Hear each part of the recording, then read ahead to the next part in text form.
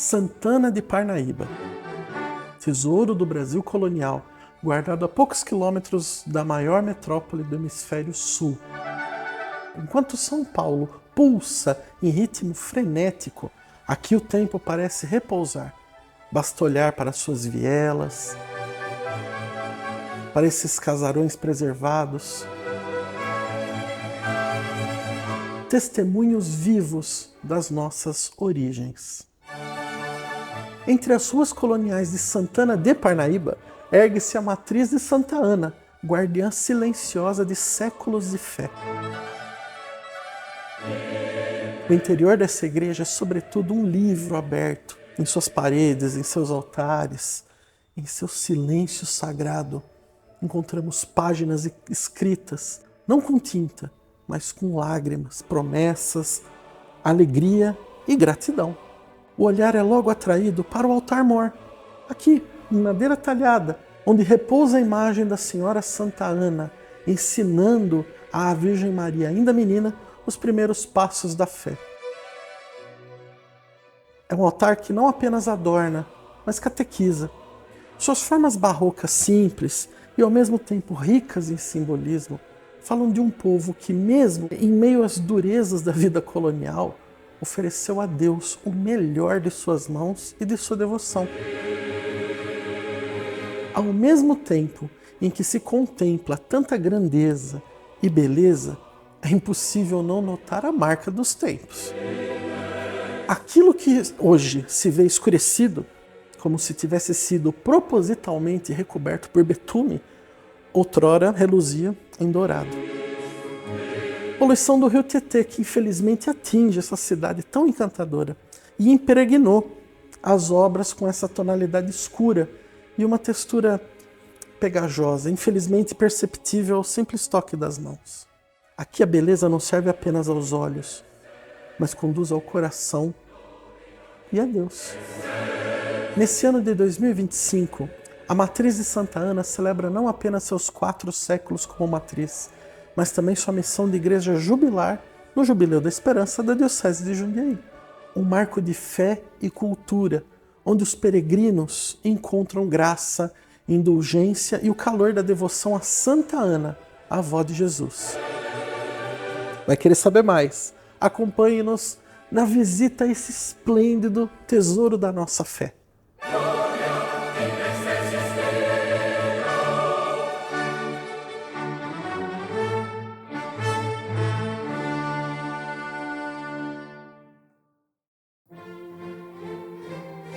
Diocese de Jundiaí, Igreja Matriz de Santa Ana, Santana de Parnaíba.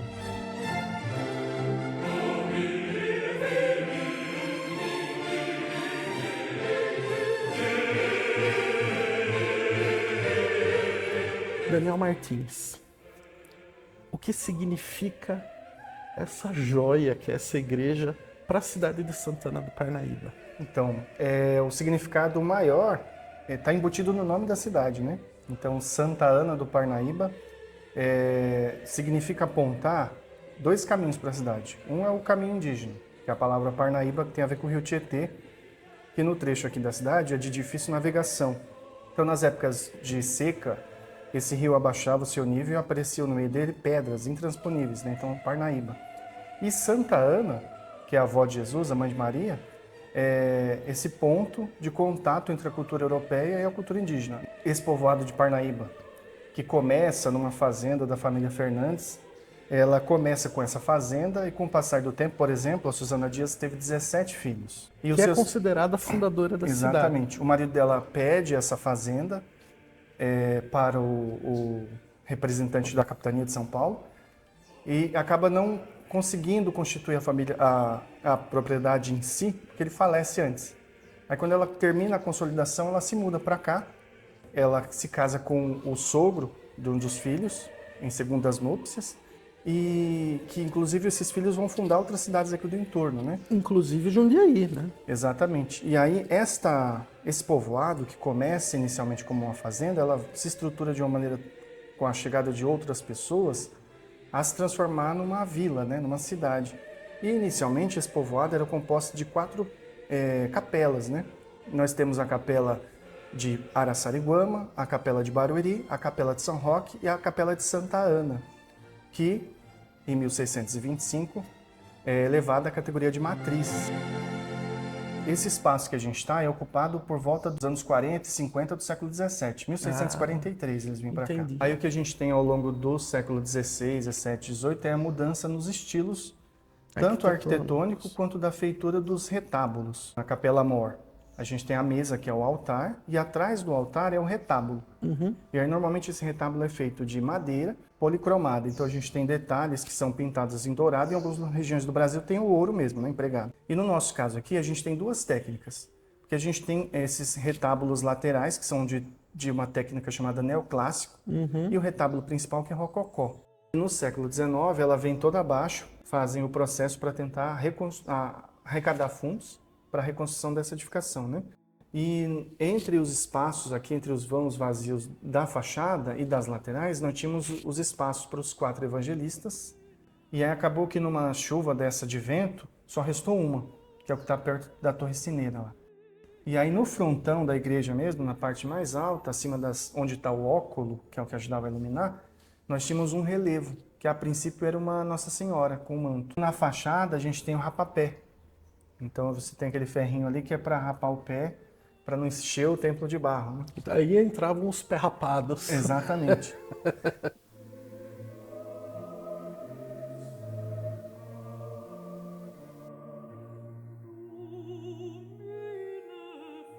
No nosso caso, nós temos uma imagem de madeira e gesso, que é de Nossa Senhora Santa Ana, e ela tem duas formas de representar, né? Que é de Santa Ana Mestra e Santa Ana Guia.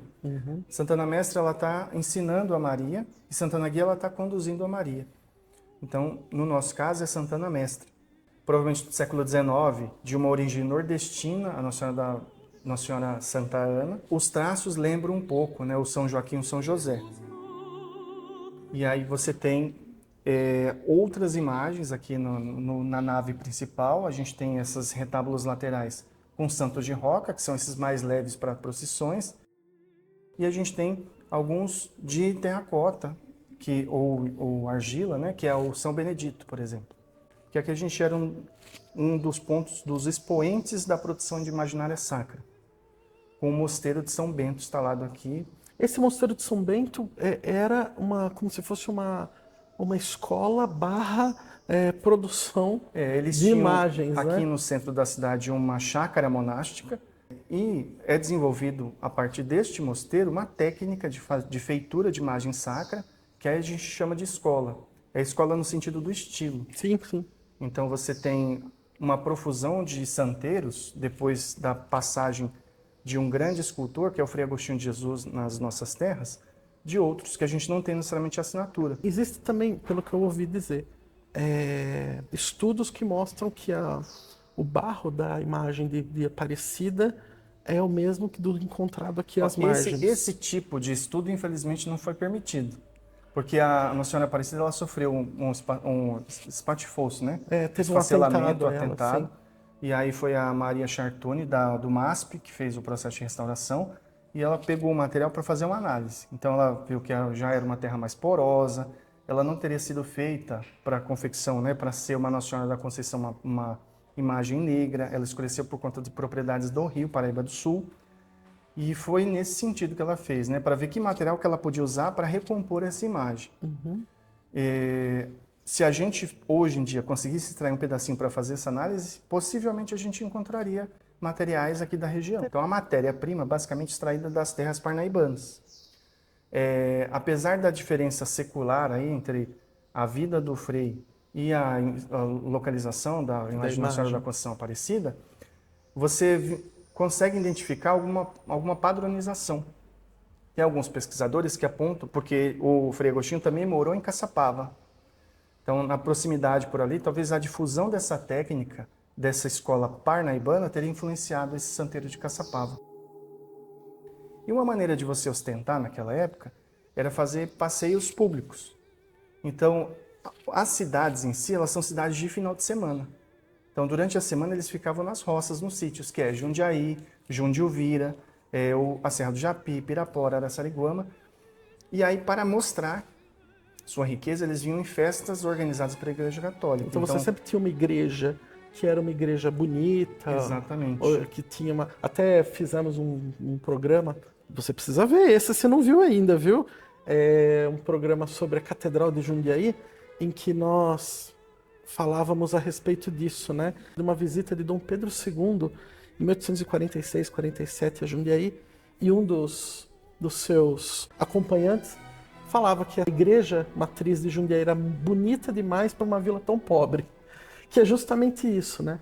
Você tem, então, a igreja muito portentosa, muito bonita para as festas religiosas, que eram muitas, e as casas, na verdade, elas ficavam fechadas. Os solares, né? Ficavam fechados porque as pessoas moravam efetivamente nas fazendas. Exatamente. Nas propriedades rurais. Que tinham seus santos próprios, né? Você tinha suas capelas rurais. Então, quando a pessoa entra dentro dessa igreja, ela tem um contato primeiro com aquela imagem sacra, nesses retábulos laterais, daquele santo que ela tem no cotidiano. Mas o olhar é direcionado por oráculo principal, que aqui no caso é da gloriosa Santa Ana, né? Então a pessoa vem, ela tem uma percepção da festa religiosa do dia a dia ali na sua área rural, mas a missa principal. Por que eu digo isso? Porque essas imagens que a gente tem em exposição, sobretudo as de Roca, que são santos de vestir, eles são mais leves, né?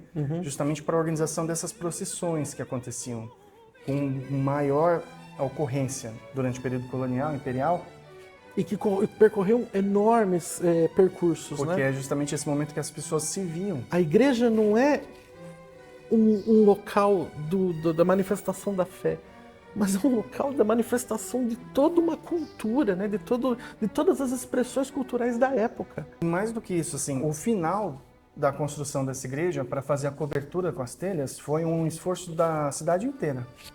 Então, de mão em mão, as telhas iam passando para fazer a cobertura.